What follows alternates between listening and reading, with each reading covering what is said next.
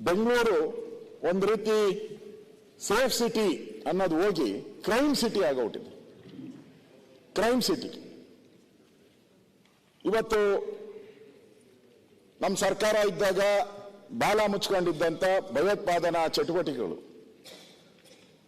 ಇವತ್ತು ರಾಜಾರೋಷವಾಗಿ ಬೀದಿಗಳಲ್ಲಿ ರಾಜಾರೋಷವಾಗಿ ಓಡಾಡ್ತಾ ಇದ್ದಾರೆ. ಅವ್ರಿಗೇನೋ ಒಂದು ಇದಿಲ್ಲ, ನಾವು ಹೆಂಗನ ಸೇಫ್ ಆಗ್ತೀರಿ. ಹಿಂದೆ ಹಾಸನದಲ್ಲಿ PFI, KFD ಈ ತರದ ಸಂಘಟನೆಗಳ ಮೇಲಿದ್ದಂಥ 1600ಕ್ಕೂ ಹೆಚ್ಚು ಕೇಸ್ ವಾಪಸ್ ತಗೊಂಡಿದ್ದಾರೆ. ನಾವೇನ್ ಮಾಡ್ಬೋದು ಅಂತ ಶುರು ಮಾಡಿದ್ದಾರೆ.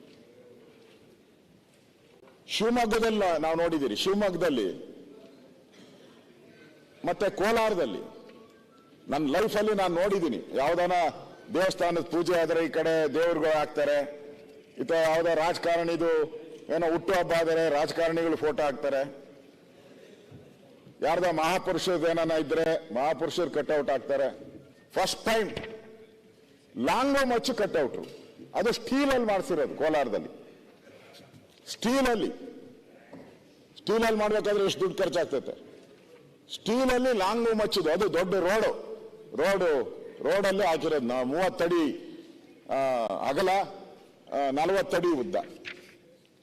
ಅಂದ್ರೆ ಯಾವ ರೀತಿ ಕಾಂಗ್ರೆಸ್ ಸರ್ಕಾರ ಬಂದ ಮೇಲೆ ಈ ರೀತಿ ಕ್ರೈಮ್ಗಳು ಜಾಸ್ತಿ ಆಗಿದೆ ಅನ್ನೋದನ್ನ ನಾನು ಅಂಕಿ ಅಂಶಗಳ ಪ್ರಕಾರನೇ ಈಗ ನಾನು ಹೇಳಿದ್ದೀನಿ. ಈಗಾಗಲೇ NI ತಂಡ ರಾಜ್ಯದಲ್ಲಿ ದಾಳಿ ನಡೆಸಿ ಸುಮಾರು 2 ತಿಂಗಳ ಹಿಂದೆ ಬಳ್ಳಾರಿ ಮತ್ತು ಬೆಂಗಳೂರಲ್ಲಿ ಬಂಧಿಸಿರುವ 8 ಮಂದಿ ಶಂಕಿತ ಉಗ್ರರು ಬಾಂಬ್ ಸ್ಫೋಟ ಮಾಡೋಕ್ಕೆ, ಕರ್ನಾಟಕದಲ್ಲಿರ್ತಕ್ಕಂಥ ಜನಗಳನ್ನ ಕೊಲ್ಲುವಂಥದ್ದಕ್ಕೆ ಒಂದು ರೀತಿ ಭೀತಿ ಉಂಟು ಮಾಡಿ ಕರ್ನಾಟಕಕ್ಕೆ ಯಾರು ಬರಬಾರ್ದು, ಟೂರಿಸ್ಟ್ಗಳಾಗಲಿ, ಇಲ್ಲಿನ ಅಭಿವೃದ್ಧಿ ಕಾರ್ಯಗಳು ಕುಂಠಿತ ಆಗಬೇಕು ಅಂತೇಳಿ ಬಳ್ಳಾರಿಯಲ್ಲಿ ಸಿದ್ಧತೆಯನ್ನ ಮಾಡಿದ್ರು. ಇದನ್ನು ನಾನು ಗೃಹ ಸಚಿವನಾಗಿ ನಾನು ಕೂಡ ಕೆಲಸ ಮಾಡಿದ್ದೀನಿ. ಈಗ ಸ್ವಲ್ಪ ಮೊದಲಿಗಿಂತ ಬಹಳ ಸುಧಾರಿತವಾಗಿ ಬಾಂಬ್ಗಳನ್ನ ತಯಾರು ಮಾಡುವಂತ ವ್ಯವಸ್ಥೆಯನ್ನ ಮಾಡ್ತಾ ಇದ್ದಾರೆ. ಇನ್ನೊಂದು ಆಘಾತಕಾರಿ ಸಂಗತಿ ಅಂತ ಹೇಳಿದ್ರೆ, ಬಳ್ಳಾರಿಯಲ್ಲಿ ಬಂಧಿಸಿರುವಂತ ಮಿನಾಜ್ ಆಲಿಯಾಸ್ ಮೊಹಮ್ಮದ್ ಸುಲೇಮಾನ್ ಎಂಬಿತ ಶಂಕಿತ ಉಗ್ರ, ಇವನೇ ಬಾಸ್ ನಂಬರ್ 1. ಇವನೊಂಥರ ಕಿಂಗ್ ಪಿನ್ ಇದ್ದಂಗೆ. ಇವನು ಎಲ್ಲರಿಗೂ ಅಸೆಂಬಲ್ ಮಾಡಿ, ಪಾಪ ಅಮಾಯಕ ಕಾಲೇಜ್ಗೆ ಹೋಗುವಂತ ಸ್ಟೂಡೆಂಟ್ಸ್ ಇರ್ತಾರೆ, ಅಮಾಯಕರು ಪಾಪ ಅವ್ರಿಗೇನು ಗೊತ್ತಿರಲ್ಲ. ಹಣದ ಆಮಿಷ, ಧರ್ಮದ ಆಮಿಷ, ನಿಮಗೆ ಉದ್ಯೋಗ ಕೊಡಿಸ್ತೀನಿ, ನಿಮ್ಗೆ ಈ ಥರದ್ದೆಲ್ಲ ಆಮಿಷಗಳನ್ನ ಮಾಡಿ, ತಮಗೂ ಗೊತ್ತಿದೆ ಬೇರೆ ಬೇರೆ ISIS ಉಗ್ರಗಾಮಿ ಚಟುವಟಿಕೆಗಳಿಂದ ಕೇರಳದಿಂದನೂ ಹೋಗಿದ್ದಾರೆ, ನಮ್ಮ ಕರ್ನಾಟಕದಿಂದನೂ ಹೋಗಿದ್ದಾರೆ.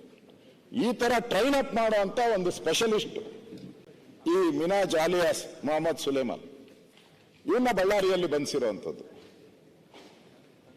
ಅದೇ ರೀತಿ ಬೆಂಗಳೂರಿನ ಶಿವಾಜಿನಗರದಲ್ಲಿ, ಪುಲಿಕೇಶಿ ನಗರದಲ್ಲಿ ಮೊಹಮ್ಮದ್ ಮುನಿರುದ್ದೀನ್, ಮೊಹಮ್ಮದ್ ಮಿಜಾಯಿಲ್, ಸೈಯದ್ ಸುಲೇಮಾನ್ ಇವ್ರನ್ನು ಕೂಡ ಬಂಧಿಸಿದೆ. ಇವರೆಲ್ಲ ಜಿಹಾದ್, ಖಲೀಫತ್ ಮತ್ತು ISIS ಚಿಂತನೆಗಳನ್ನ ಇಟ್ಟುಕೊಂಡು ಇವರು ಅಮಾಯಕ ಯುವಕರನ್ನ ಆ ದಾರಿಗೆ ತೆಗೆದುಕೊಂಡೋಗಿ ಅವರಿಗೆ ಜೀವನ ಹಾಳು ಮಾಡುವಂತ ಕೆಲಸವನ್ನ ಮಾಡಿದ್ದಾರೆ.